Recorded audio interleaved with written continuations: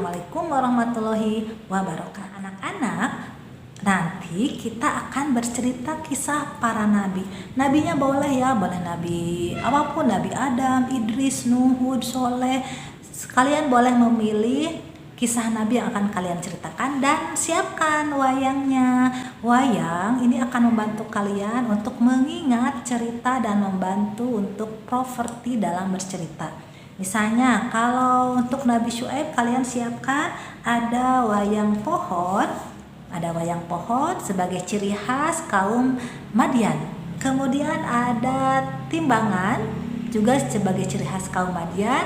Dan satu lagi azabnya yaitu berupa petir yang ditimpakan kepada kaum Madian. Nah anak-anak, saat kalian bercerita jangan lupa ya disiapkan seluruh wayangnya dan fokuskan wayangnya diarahkan ke kamera ya.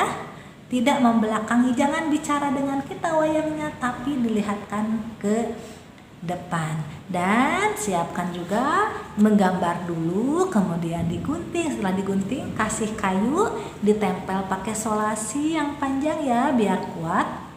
Setelah itu, maka wayang siap digunakan.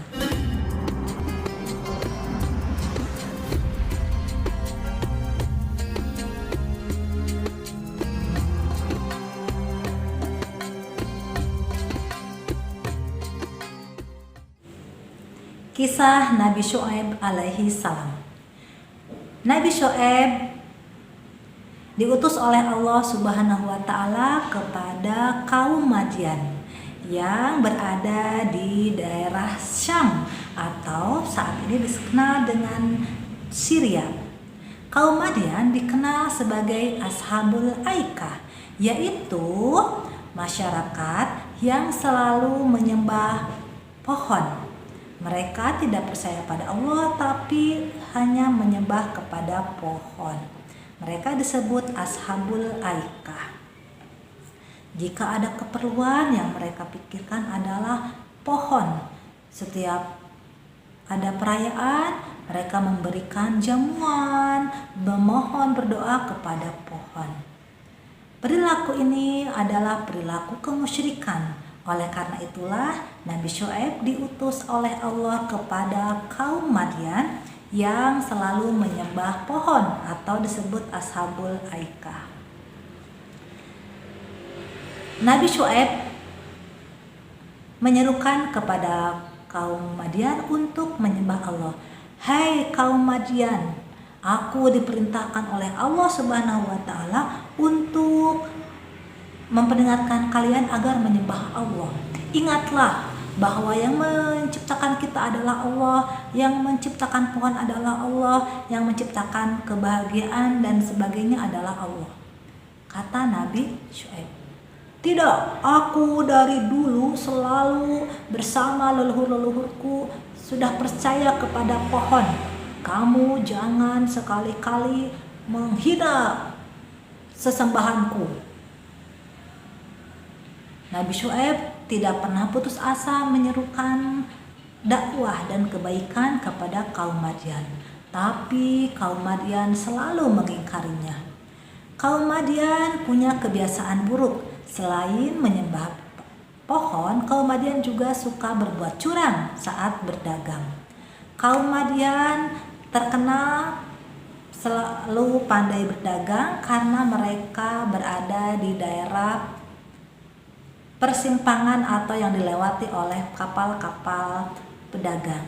Tapi saat berdagang mereka suka berbuat curang, yaitu ketika menimbang makanan mereka mengurangi timbangannya.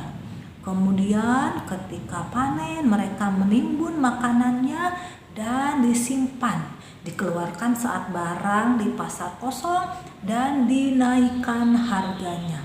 Itulah kecurangan kaum Madian. Kemudian Nabi Syuaib memohon kepada Allah. Ya Tuhanku, bagaimana dengan kaumku? Mereka tidak pernah mau mendengarkanku. Ya Allah, berikanlah peringatan kepadanya.